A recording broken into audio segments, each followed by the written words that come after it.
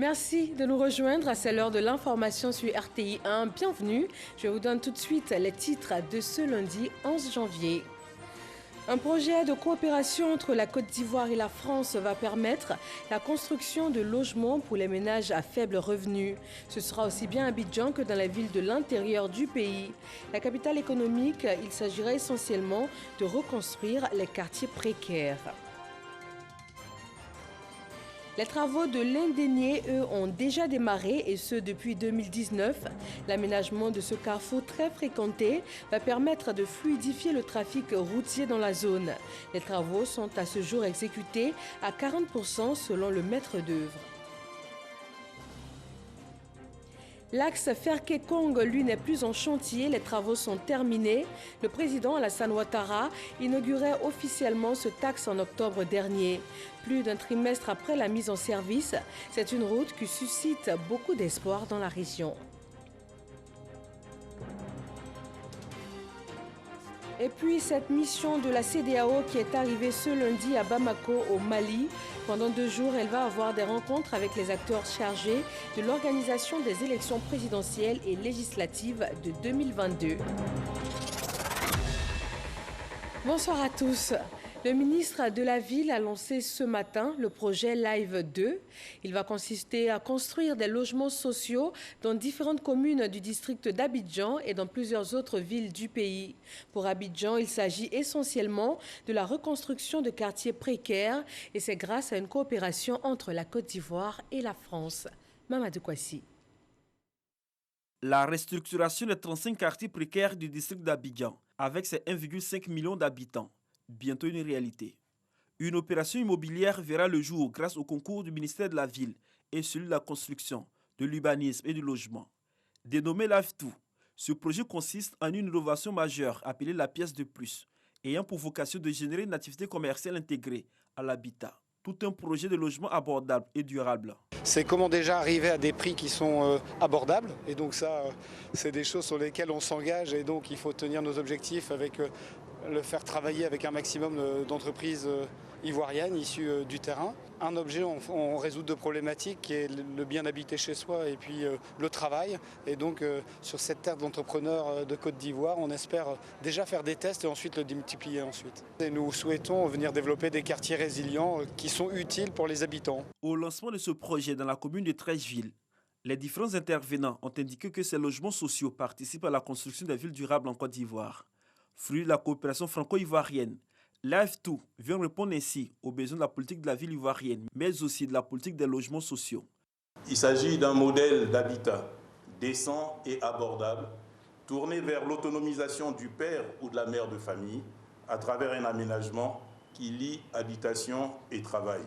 Il vient apporter un élan nouveau à la politique du gouvernement en matière de promotion de villes ivoiriennes inclusives et durables. Le ministre de la Ville, François Albert Amicha, a signifié que ce projet va toucher toutes les villes de l'intérieur du pays. La réalisation de ce projet vient entamer la mise en œuvre de la politique de la ville ivoirienne, émise depuis février 2020. Ce projet, Live2, est financé par le Trésor français à travers le fonds d'appui au secteur privé. Dans le domaine du foncier rural, quelles sont les procédures de sécurisation? Le ministre de l'Intérieur et de la Sécurité, Vagondo Diomandé, s'est rendu à l'agence foncière rurale pour le savoir. L'agence foncière rurale se charge de la délimitation des territoires villageois, de la prévention des conflits entre acteurs de la chaîne foncière.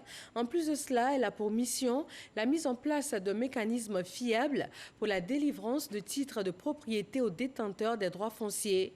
Une visite qui a permis au premier responsable de l'AFOR de revenir sur la nécessité de sécuriser les investissements et favoriser entre opérateurs économiques et détenteurs de droits privés la confiance. Le Sud Como est en pleine renaissance. Depuis 2011, plus de 350 milliards de francs CFA y ont été investis. La dernière session en date du Conseil régional a permis de faire le point de ces investissements et surtout de parler perspectives. Mamadou Kwasi. Depuis quelques années, la région du Sud Como connaît une floraison d'infrastructures socio-économiques de base, fruit de la politique de développement du président Alassane Ouattara pour cette région. Ce qui amène le président du Sud Como, Eugène Akaolé, à qualifier de la renaissance de la région. En 9 ans, ce sont plus de 350 milliards de francs CFA qui ont été investis dans cette région. Les secteurs qui sont particulièrement concernés, c'est l'école, c'est la santé, mais c'est aussi la sécurité et même l'entretien routier. Le collège moderne avec Kofi, ce n'est plus un collège moderne, c'est un lycée depuis bien longtemps. Ce n'est qu'un village, ce n'est même pas un chef-lieu de sous-préfecture, mais il y a presque 3000 élèves dans cet établissement.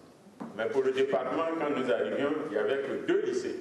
Le lycée moderne ici et puis le lycée d'Ayamé. Aujourd'hui, nous sommes à 8 lycées. La santé ne reste pas en marge de ces initiatives. Adjeke aura bientôt son bloc gynéco-obstétrique pour au moins 1 milliard, 300 millions de francs CFA. Tiapoum aura bientôt son bloc gynéco-obstétrique pour au moins 1 milliard 300 millions de francs CFA. Ayamé aura son bloc gynéco-obstétrique. Maféré aura son bloc gynéco-obstétrique. Bianois également aura son bloc éboulement. Tout ça, c'est validé, le budget est prêt, les travaux vont commencer. À l'heure du bilan de l'année 2020, pour le compte du Conseil régional de Sud-Komoué, Eugène Akao se dit satisfait et reconnaissant au chef de l'État, Alassane Ouattara. Vraiment, je demande pardon. Soyons habités par la reconnaissance au bienfait. Alassane Ouattara aime par ses réalisations la région. Si le taux de réalisation des infrastructures éducatives et sanitaires est satisfaisant, le Conseil régional de Sud-Komoué compte mettre l'accent sur les routes et l'insertion socio-professionnelle des jeunes. Les lignes bougent également à Diégonefla, dans l'ouest de la Côte d'Ivoire. D'ici la fin du premier trimestre 2021, la commune aura son tout premier commissariat. Bâti sur le site de l'ancien marché de la ville, l'infrastructure va coûter 52 millions de francs CFA à la municipalité. C'est Forazegui.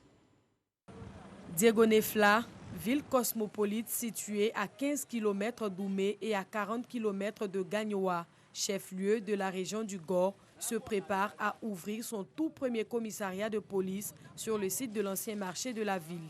52 millions de francs CFA seront investis par la municipalité dans ce projet qui représente le tiers de son budget. Diégonefla, c'est une zone cacaoyère et c'est une zone très dynamique sur le plan économique.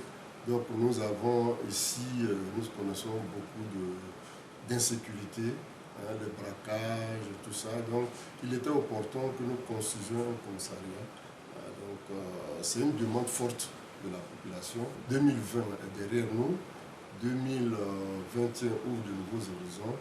Et nous sommes à pied d'œuvre pour leur apporter ce qu'ils nous ont demandé, c'est-à-dire la sécurité, le bonheur pour Diégonefla. L'opportunité de la construction de cet édifice se justifie par le niveau très élevé d'insécurité dans la ville, ce qui ne permettait pas à la seule brigade de gendarmerie d'être réellement efficace sur le terrain. Pour les opérateurs économiques, notamment ceux exerçant dans la cacaoculture, c'est un véritable soulagement. On a trop de problèmes à Diégonefla ici par rapport à la sécurité. Il n'y a pas de sécurité. Pour quitter ici, c'est tout un problème. Pour quitter ici, Gaïmois, c'est tout un problème. Dieu merci, c'est la commissariat, franchement, Dieu merci, on salue bien l'arrivée du commissariat. Le commissariat de Diégonefla sera un bâtiment immense de plus de 15 pièces, financé sur fonds propres par la commune. La mairie de Diégonefla n'est pas sa première initiative. En 2019, elle a fait construire un pont pour relier la gare routière au quartier de Dioulabougou et un autre pour relier le quartier résidence à celui de Dioulabougou. Érigée en commune de plein exercice en 1995, Diégonefla est peuplée d'environ 54 000 habitants.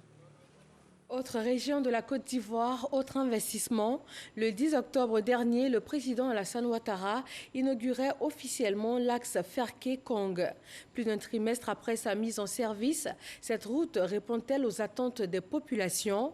Qu'en est-il des projets de modernisation du transport sur la voie? Kader Sogodogo s'est intéressé à ces questions. Nous sommes le 10 octobre 2020. Le président de la République, à travers cette coupure de ruban, inaugure officiellement l'axe Ferké-Sédougou-Kong, 136 km de bitume neuf pour lesquels 83 milliards de francs CFA ont été mobilisés. C'est une route qui a créé des emplois, c'est une route également qui permet la fluidité du trafic C'est une route qui permet de réduire les accidents, puisqu'elle est praticable en toute saison. Dans la ville historique Kong, c'est l'opportunité attendue pour donner un coup d'accélérateur au développement. Kong est aujourd'hui totalement désenclavé. Aujourd'hui, venir à Kong est tellement facile qu'on circule de Kong à Ferké allègrement pour développer des activités économiques et sociales. Mais c'est aussi un pont entre les peuples. À l'inauguration de cette route, les transporteurs avaient pris un engagement, celui de faire fonctionner le transport avec des véhicules neufs. Vous voyez derrière moi les cars climatisés, les cars neufs climatisés qui assurent désormais la ligne Ferké-Kong en toute sérénité avec des cars climatisés. 3 mois après, l'engagement est respecté. Des cars neufs sillonnent le tronçon. Depuis il y a le goudron, on circule dessus, on est content, on a créé la ligne. Passagers et autres véhicules de transport personnel se réjouissent du bitumage de la route Ferké-Sédougou-Kong. Depuis qu'il y a le goudron, voilà, la ligne est vraiment praticable. On me le disait, mais aujourd'hui, moi-même, je suis sur la voie et je pense que c'est vraiment génial. C'est tout un trésor parce qu'on a peiné pour être lié à notre chef-lieu de région. Si cela est fait aujourd'hui, on ne peut que s'en réjouir. Kosomina, lui, a le bitume qui traverse son village Kroukrousso. Il a ouvert un commerce et en profite pleinement. Aux affaires, la Rousse, moi, je suis, en tout cas, quand moi, je fais quelque chose, ça va marcher, mais j'ai commencé pour faire quelque chose, maintenant ça marche, mais moi, j'ai vu, ça va. Il n'est pas le seul dans le village. La jeunesse salue le bitumage de l'axe. Pour partir directement à Abidjan, on n'a plus besoin de se rendre à Ferké. Le cas qui quitte à Kong, lorsqu'il vient ici, les passagers sont déjà connus, les marchandises aujourd'hui. Pourtant, avant, ils étaient obligés d'évacuer ça vers Ferké. L'évacuation des productions agricoles est désormais aisée. Le coton et l'anacade en première ligne. La route précède le développement, une réalité certaine dans l'ensemble du pays. Vous savez, pour qu'un pays puisse se développer et aller à l'émergence, il faut que les biens et les personnes circulent. Le président a compris cette maxime, il a mis la Côte d'Ivoire en chantier, il a développé les infrastructures, mais il n'a pas oublié chez lui. Ce n'est pas que Kong. On constate dans toute la Côte d'Ivoire entière une véritable transformation sur tous les plans, au plan des infrastructures. Et nous sommes fiers de notre pays, qui n'a rien à envier aux grands pays de ce monde. Les touristes et autres mordus de voyage pourront désormais venir découvrir Kong et sa mosquée historique classée au patrimoine de l'UNESCO ou encore le Kroupi, une danse de réjouissance pour accompagner le mois de jeûne musulman. En tout cas, la route est ouverte. Elle est belle et praticable en toute saison. Les projets d'infrastructures routières, il y en a également dans la capitale économique ivoirienne. L'aménagement du carrefour de l'Indénié a été lancé en septembre 2019. Il va permettre de fluidifier le trafic routier dans cette zone. Et selon le chef de projet, le chantier est aujourd'hui réalisé à 40%. Serge Coléa.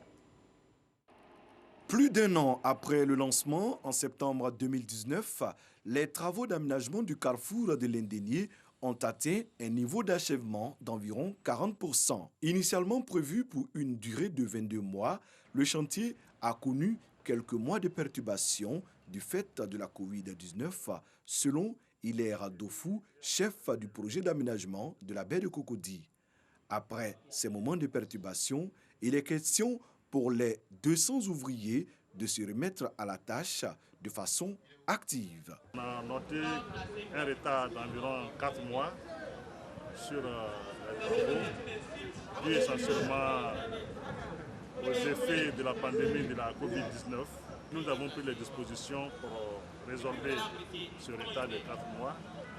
Et en principe, si tout se passe comme prévu, on devait pouvoir achever les travaux d'ici la fin de l'année. Pour être plus efficace, une campagne est initiée pour renforcer les mesures de prévention, de dépistage et informer les travailleurs sur les problématiques du VIH-Sida, du tétanos, de la fièvre jaune et surtout de la pandémie de la Covid-19. Il s'agit de prendre toutes les dispositions pour éviter que l'avancement des travaux ne soit impacté par la Covid et d'autres maladies opportunistes. Ce type de sensibilisation sur les risques de maladies se tient régulièrement sur le chantier du projet d'aménagement de la baie de Cocody. L'aménagement du carrefour de l'Indénié va permettre d'améliorer la fluidité routière et éviter les inondations tout en sécurisant les infrastructures. Dans l'actualité sanitaire, l'épidémie de coronavirus n'est pas terminée. Le respect des mesures barrières est toujours nécessaire.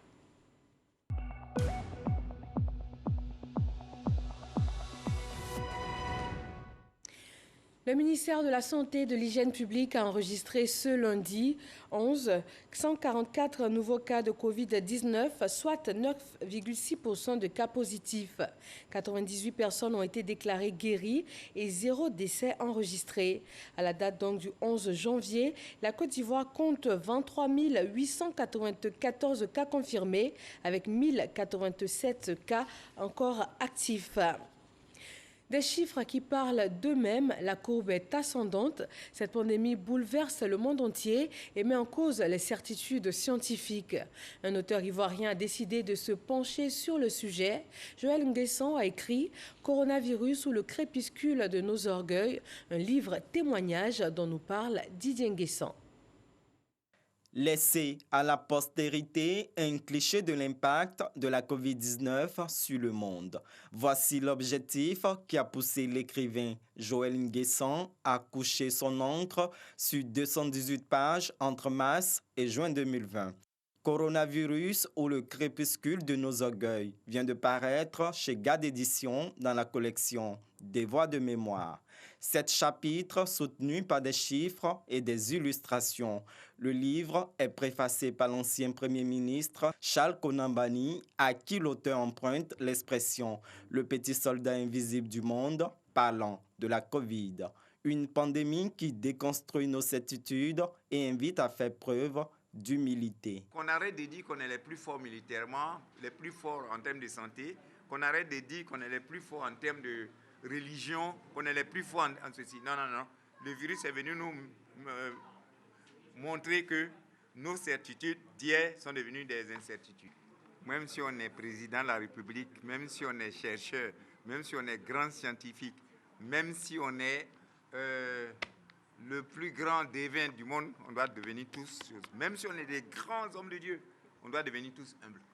Fermeture des frontières, course au vaccin, tâtonnement dans les décisions politiques, réduction au strict minimum des rapports sociaux et le lot de controverses. Bref, le coronavirus aura imposé un nouvel ordre mondial face auquel l'auteur exhorte à une autre humanité.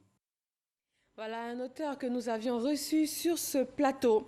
On parle maintenant du Grand Prix de l'Académie des sciences, des arts, des cultures d'Afrique et des diasporas africaines ASCAD. La 10e édition a été remportée par l'ONG Soleil Levant. Elle est basée à Bondoukou et œuvre dans la sensibilisation contre la maltraitance des enfants. Franck Wadio. Alors, le lauréat est... L'ONG Soleil Levant est le Grand Prix ASCAD 2020. Cette organisation qui œuvre en faveur des droits et de la sensibilisation contre la maltraitance des enfants a été choisie pour la 10e édition de son Grand Prix par l'Académie des sciences, des arts, des cultures d'Afrique et des diasporas africaines. Nous avons eu, avec l'appui d'un partenaire, à initier une action très forte, à mener le préfet de région à prendre un arrêté interdisant les règlements à l'amiable quand il s'agit de la violence faite aux enfants. Et cela a vraiment milité puisque nous avons documenté notre approche. Le thème cette année était la contribution à la protection de l'enfance en danger en Côte d'Ivoire. Les enfants ne doivent pas être maltraités ou réduits à des sujets passifs nécessitant une protection particulière parce qu'en danger, ils doivent eux aussi être en mesure de participer à la construction de la société. Ils étaient une quinzaine d'organisations en lice retenues sur les critères de l'originalité, de l'impact et de la durabilité des travaux. Leur action est saluée dans sa globalité. N'empêche, l'occasion est belle pour les enfants, les concernés, de faire un plaidoyer. Je me suis réveillée avec une grande espérance. de voir les choses bouger. Toutes les actions, aussi petites soient-elles, peuvent créer des impacts importants dans la réalisation de cette vision. La marraine est d'ailleurs leur premier interlocuteur auprès du gouvernement. La ministre de la Femme, de la Famille et de l'Enfant n'a pas manqué de relever les avancées depuis 2014, où a été élaborée la politique nationale de protection de l'enfant, qui entre autres a consacré le renforcement de plusieurs programmes. De la petite enfance à celle de la scolarisation, de nombreux enfants subissent les fâcheuses conséquences de l'irresponsabilité, oui, et de la négligence des parents pour être livrés à eux-mêmes et à toutes sortes de dangers.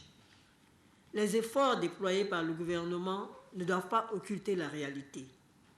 À la lumière de l'ampleur prise par les dites formes de violence et au vu de leur récurrence, il est admis que l'enfance est en danger. Dès lors, vous êtes fondé, en votre qualité de membre d'une institution hautement scientifique, à retenir comme centre d'intérêt de vos réflexions une thématique qui constitue une exhortation aux chercheurs afin qu'ils puissent contribuer à trouver des solutions viables à ce problème éminemment sociétal. Prévu se tenir le 23 juillet dernier, cette cérémonie d'attribution du Grand Prix ASCAD 2020 a finalement eu lieu le 30 décembre 2020. Les ONG Kavokiva, Cœur d'amour et Dignité et Droits pour les enfants ont obtenu les deuxième et premier prix d'encouragement.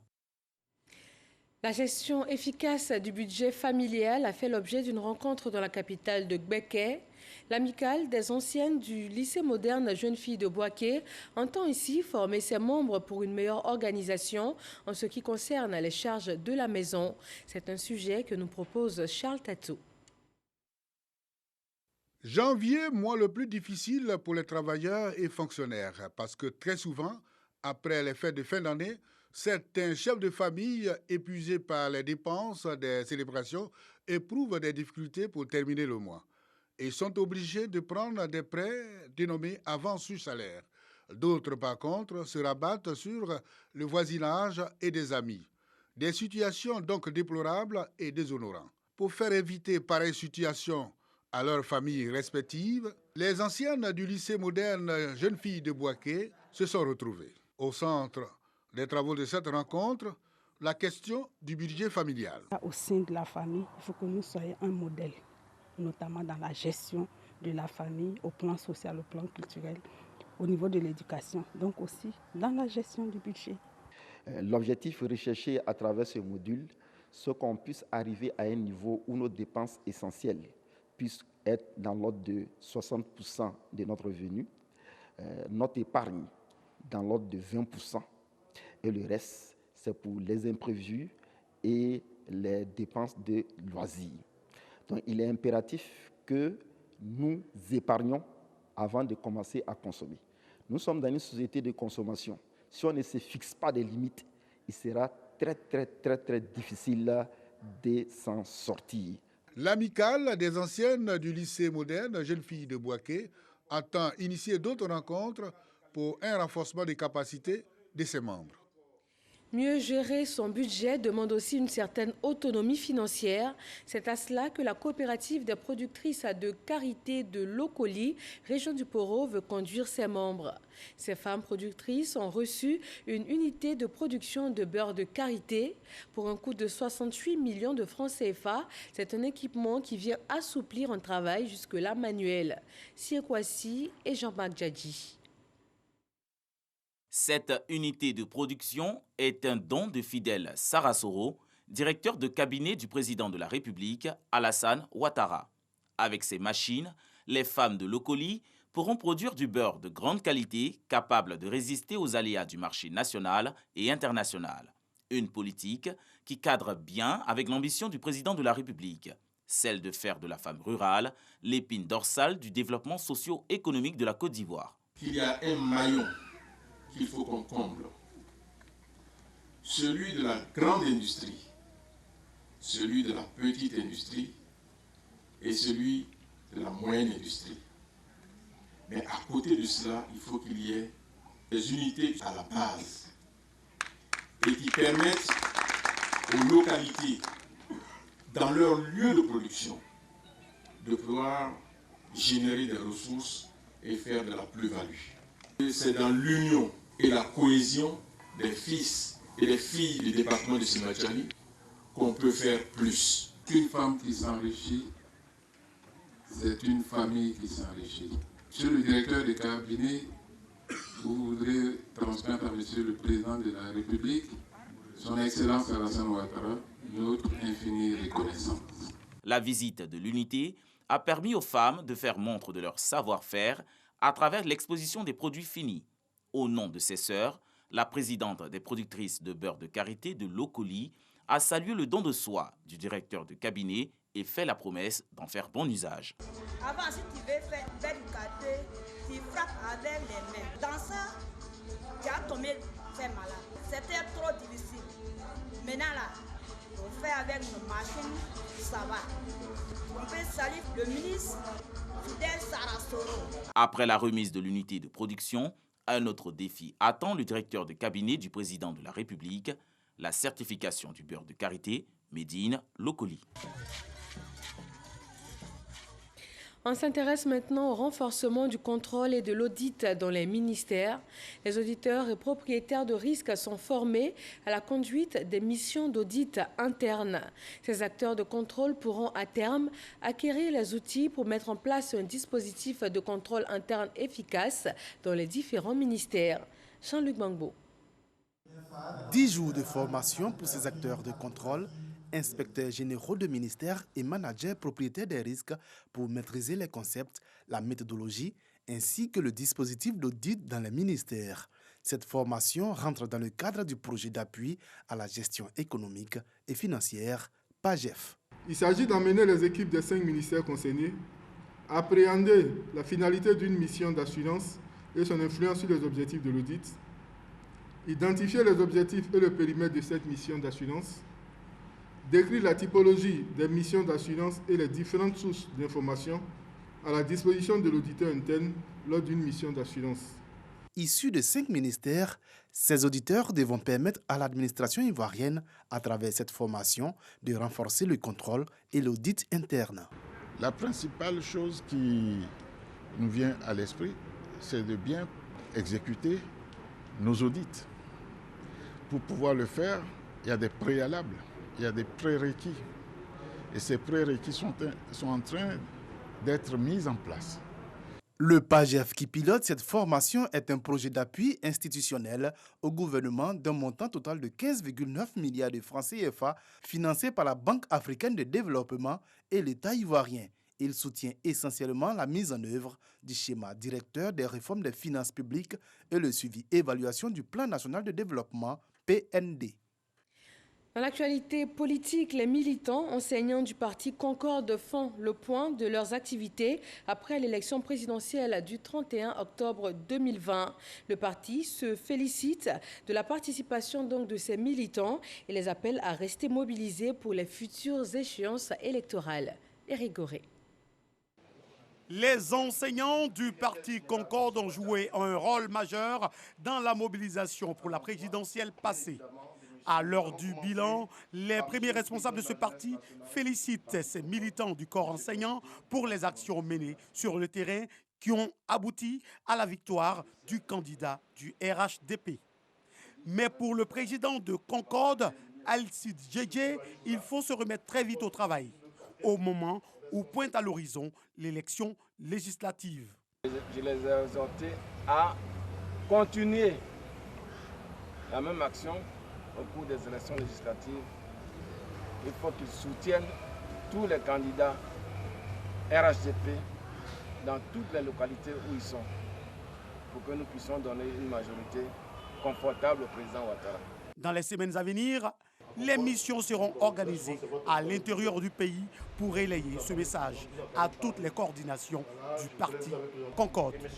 La plateforme des organisations de jeunesse des partis politiques et de la société civile a mis en place une table ronde d'échange. Le but de ce rendez-vous est de réfléchir sur la problématique des crises en Côte d'Ivoire, également d'inciter la jeunesse à ne pas se faire manipuler par la classe politique. Ahmed Traoré et Jean-Marc Djadji. Comment éviter à la Côte d'Ivoire une autre crise sociopolitique? Comment aider la jeunesse ivoirienne à prendre toute sa responsabilité et à ne pas se faire manipuler par la classe politique. Deux questions au cœur des échanges sur la table ronde mise en place par la plateforme des organisations de jeunesse, des partis politiques et de la société civile. À la sortie de cette table ronde, c'est d'inviter d'abord nos aînés politiques à comprendre que ce pays-là a vécu assez de traumatisme. Inviter nos aînés à s'attendre entre eux. Inviter nos aînés à comprendre que la manipulation, l'instrumentalisation sur la scène politique dans notre pays doit prendre fin. Il faut surtout penser comment créer beaucoup d'emplois pour des jeunes. Parce qu'un jeune occupé est une sémence pour la paix. Nous sommes jeunes, nous devons prendre notre responsabilité devant l'histoire. Nous devons nous prendre en charge parce que personne ne viendra faire pour nous ce qui est bon pour nous. Les membres de la société civile venus prendre part à cette rencontre saluent cette démarche. Nous pensons qu'il est vrai qu'à côté du dialogue qui se fait en ce moment entre les acteurs, les animateurs de partis politiques, nous, organisations de la société civile, optons plus pour un dialogue beaucoup plus inclusif et qui prenne en compte toutes les forces sociales. Zadi Djedje et ses alliés de la société civile ont profité de ce rendez-vous pour faire des doléances. Ce sont entre autres la création d'un cadre d'échange permanent entre la jeunesse de l'opposition et celle du parti au pouvoir. Sur la scène culturelle, le Festival de la culture et des arts d'Abobo Festica a réuni plus de 10 000 festivaliers. Un événement qui prône le vivre ensemble dans cette commune. Isaïo. Rideau sur la 10e édition du Festival culturel et des arts d'Abobo Festica. Une manifestation qui a tenu toutes ses promesses au complexe sportif. Plus de 10 000 festivaliers ont communié avec plusieurs artistes de renom pendant 3 jours.